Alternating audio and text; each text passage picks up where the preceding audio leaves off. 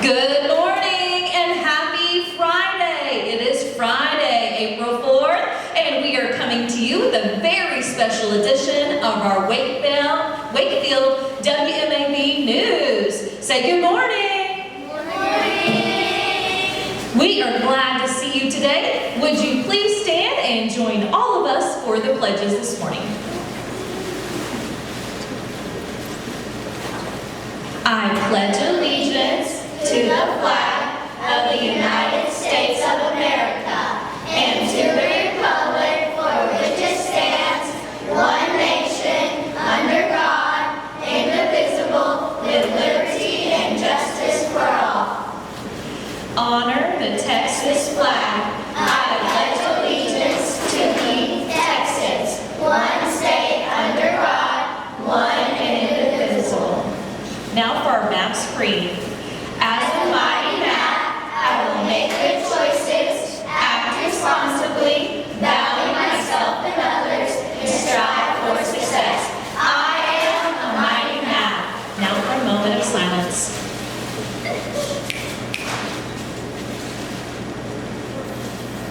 Thank you. You may all be seated. All right, guys, well, we're going to talk about what's coming up next week. Next week is really important for our 3rd, 4th, and 5th graders.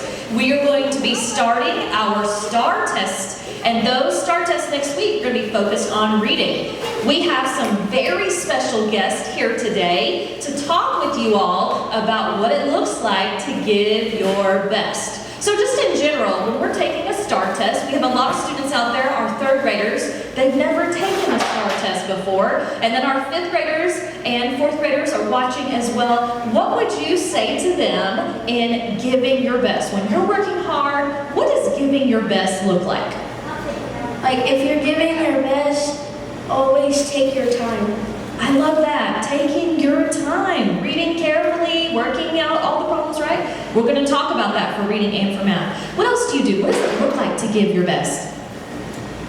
It looks like working hard and not giving up, even if you can't solve a problem for the next one or mark it for review.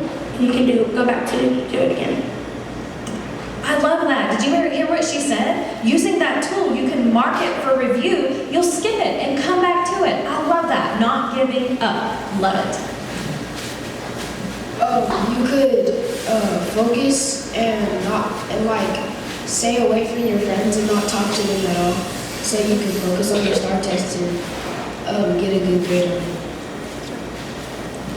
I love that. So when we are focused, then obviously we're going to be able to give our best, making sure we're answering those questions carefully. Great job. So let's talk specifically. Let's just say the STAR math test. It might look a little bit different when you're giving your best. What do you do on the math test to give your best?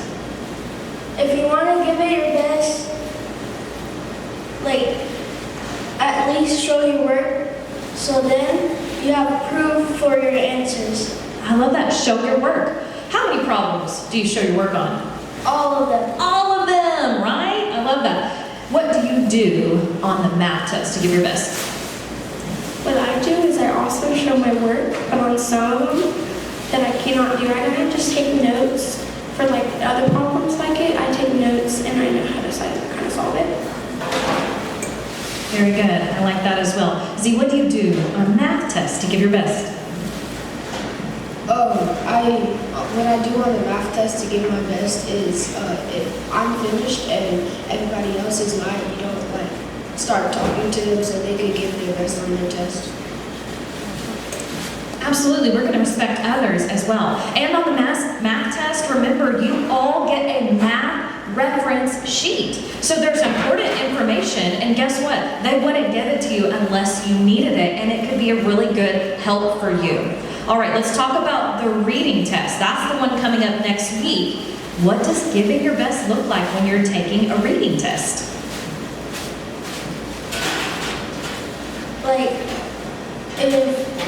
If you don't know how to take a STAR reading test, the best thing you can do is take notes on each paragraph. I love that. Take notes on each paragraph. And then what do you do with those notes that you take? So what I do is I use them to answer the questions because some of them will give you the answers because you wrote notes down from the paragraph. Yeah, did you hear that? On the reading test, you oftentimes can find those answers. So go back and look for that text evidence to help prove your work. Excellent. What else do you do, Z? I will like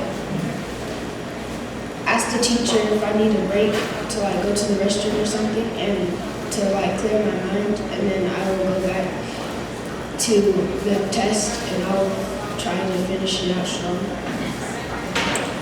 That is one of my favorite strategies. Just do one reading passage. Especially on reading, we get tired a little bit. So do one passage, then go take a break. Then you can come back and refocus for the second one. Awesome job. I love that.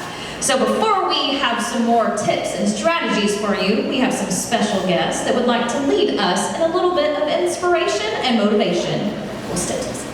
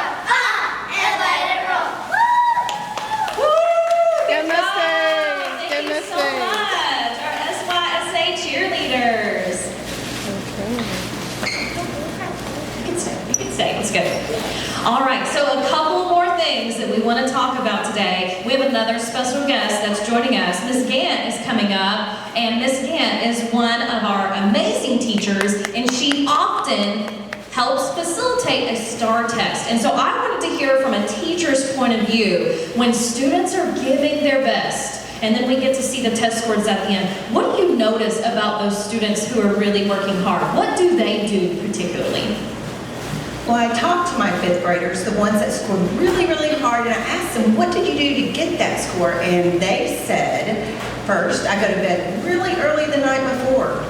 And then the next morning, I have a really good breakfast, and I always put positive things in my head. I say, I can do it, I can do hard things, I'm gonna work hard today. She also told me once for reading, let's talk about reading first. For reading, she does a passage and the questions, and she takes a break every time, even though she doesn't think she needs a break. And when she's reading it, she always reads it twice, even though it's hard. First time, she just reads it to enjoy it, and the second time, she reads and takes notes. She reads it and takes notes, and the notes are for her, so they don't need to be perfect. So she takes, let's recap, she takes her time, takes a break after every passage. So she said it really takes her a long time on the test, but she takes her time, and she did really well. So I'm gonna have to go with her strategies. The second thing on math, she said that she struggled a little bit more on math. So what she did is the same thing, is she went to bed early, she had a good breakfast, and she puts positive thoughts in her head. But she also said for math, she doesn't know all the answers, so she dog-ears it, and she goes back. But because sometimes she said she noticed that some of the other questions help her with the first question. So she goes back, but she said she always showed her work. And the most important thing is when she got frustrated, which she did a lot, she took a deep breath and she didn't give up on herself. I love that. Thank you so much for sharing. So students, this is it. Next week, we're going to start with the reading test. This is your time to shine. And here's what I know, because I've been taking and facilitating STAR tests for a long time. I know that when students read the passage and give their best, they get more questions right and their score goes up. Remember that goal that you set when you met with your teacher. You all met with your teachers after the interim STAR test, and you said several things that you were going to do. This is your time to do it, to work hard and guess what? We have several celebrations ready for you after this time, but you've got to do it. You've got to show up and do all of these great things that everyone today reminded you about. Okay. We also need help from everyone else, even if you're not taking a STAR test. We need the hallways to be quiet, and we need everyone to be respectful. We're here for learning every single day, but these guys, 3rd, 4th, and 5th grade, they've worked extra hard, and so we need to be very respectful and quiet with them, okay? Teachers, also, if you will remember to review Ms. Bearden's email with all of the expectations and schedules.